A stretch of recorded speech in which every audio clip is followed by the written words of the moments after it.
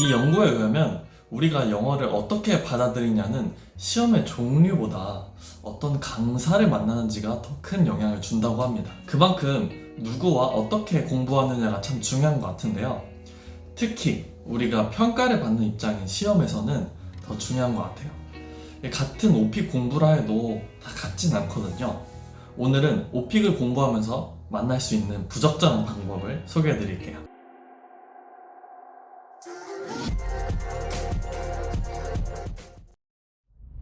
말 못한다고 학생들 앞에서 모욕을 주는 것. 어떤 학원을 가면 강사가 외우라고 해놓은 것을 제대로 외우지 못하면 학생들 앞에서 엄청 뭐라고 하는 데가 있다고 합니다. 절대 좋지 않아요. 우리가 못하고 싶어서 못하는 것도 아닌데 왜 이런 모욕감을 주는지 모르겠습니다. 근데 심지어 이렇게 한다고 해서 나아지면 크게 할 말 없는데, 이렇게 한다 해서 영어를 잘하게 되는 것도 아니에요. 더 위축만 되죠. 그리고 이런 피드백만 받다 보면 영어를 기피하게 되다가 결국에는 싫어하게 되죠. 영어에 이응만 나와도 두드러기가 날 수도 있어요. 정체성 측면에서도 한번 얘기해보죠. 우리 안에는 여러 가지 자아 정체성이 있잖아요. 자식으로서, 부모로서, 직장인으로서. 그러면은 영어를 말하는 자아도 있겠죠. 다른 언어 하나를 더 안다는 건 영혼 하나를 더 가지고 있는 것과도 같다 라는 말도 있거든요. 그 자아를 한번 생각해 보세요. 우리가 이런 압박감을 한 달, 두 달 이상을 매주 겪다 보면 부정적인 인상이 심해질 수밖에 없어요.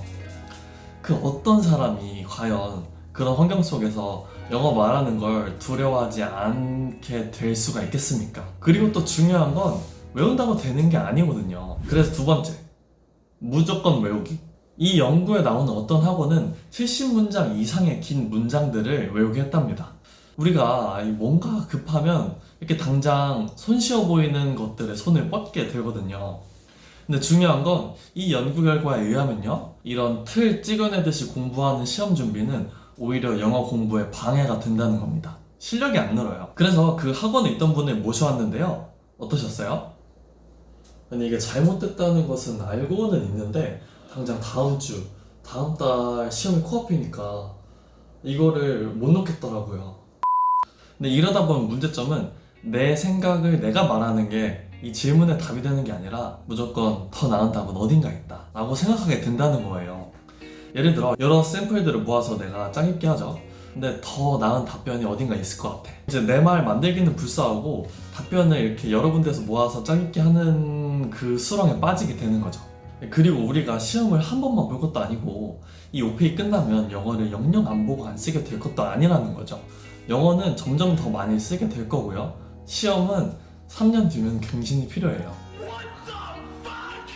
비유를 해보면요, 우리가 이 영어라는 망망대해에서 표류하고 있다면 목마르다고 당장 바닷물을 마실 게 아니라 시간이 좀 걸리더라도 물을 한 방울 한 방울 모아야 돼요. 그리고 외우기의 또 하나의 문제는 즉흥 질문이에요. 요즘 즉흥 질문이 되게 늘어나고 있는 추세인데요, 내 말을 만드는 연습을 하다 보면 즉흥 문제가 나와도 크게 문제가 없어지게 돼요. 앞으로 원래 하던 공부랑 크게 다를 게 없거든요. 질문을 듣고 생각하는 시간에 미리 키워드 딱딱 정해놓고 하나씩 조금씩 느리더라도 대답하면 되거든요. 근데 외워서 가면 뭐가 문제냐? 할 수 있는 대답이 굉장히 적어요. 그리고 되게 당황스럽게 돼요. 내가 외워서 답하던 문제들하고는 좀 다르게 준비하지 않았던 질문이 나오면 거의 뇌정지 오거든요. 머리 하얘져요. 또 여기서 발생하는 문제는 이런 방식은 발전이 없다는 거예요. 내가 내 말을 하던 습관이 있던 사람이면 시험을 마치고 그때 이런 방향으로 가면 더 좋지 않았을까? 이렇게 반추해 볼 수 있어요. 그러면 또 스스로에게 다음에 더 잘할 수 있는 기회를 주는 거죠.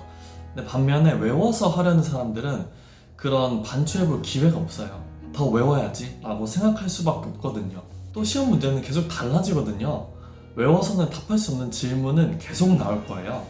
그러니까 암기의 길은 가능한 한 가지 않는 게 좋습니다. 여러분도 무조건적으로 하는 암기의 수렁에 빠지지 마시고요.